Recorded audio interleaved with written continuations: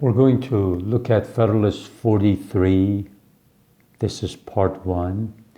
Federalist 43 was written by James Madison, and it is a long paper.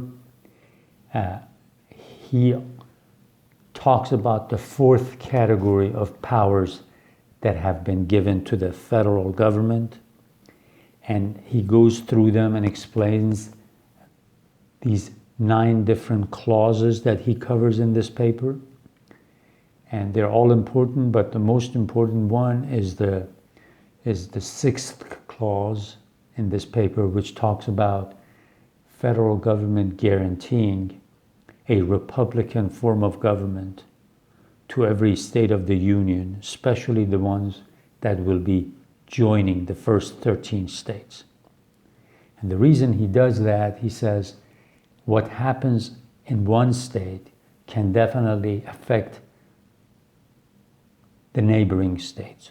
So if there is some sort of monarchical or aristocratic tendencies in one state, it might definitely influence other states. So he says we are not going to let that happen.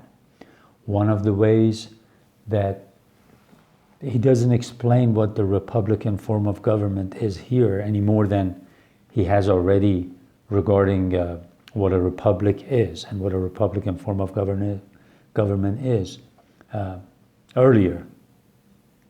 One of the things is, for example, when these new territories get organized, the federal government assigns or gives them a governor. They don't choose a governor under territorial government.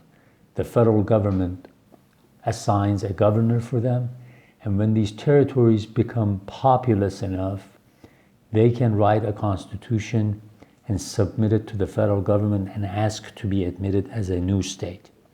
Federal government can check and make sure there is nothing in that constitution that hints at aristocracy. For example, there are nothing written in the Constitution like the federal Constitution saying that its titles of nobility are not allowed. So that's one way. And there are other ways that the federal government can check to make sure there's no aristocratic tendencies in these constitutions. So this is one of the most important parts of this paper. I talked about reading the introduction to different editions of the Federalist Papers. This one is by the Yale University Press, and it's edited and has an introduction by Ian Shapiro. I-A-N is the first name, S-H-A-P-I-R-O. And there are also 3 contributors that have written 3 articles that are worth reading. So if you get a chance, definitely take a look at this.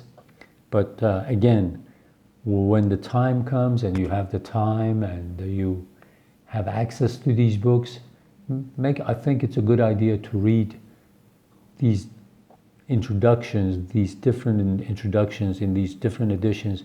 It gives you an overview of what this particular scholar that has edited, what the particular scholar that has edited the Federalist Papers thinks about them. So it would be well worth your while to do that. So we'll go to the next video in part 2, and I'll start reading Federalist 43.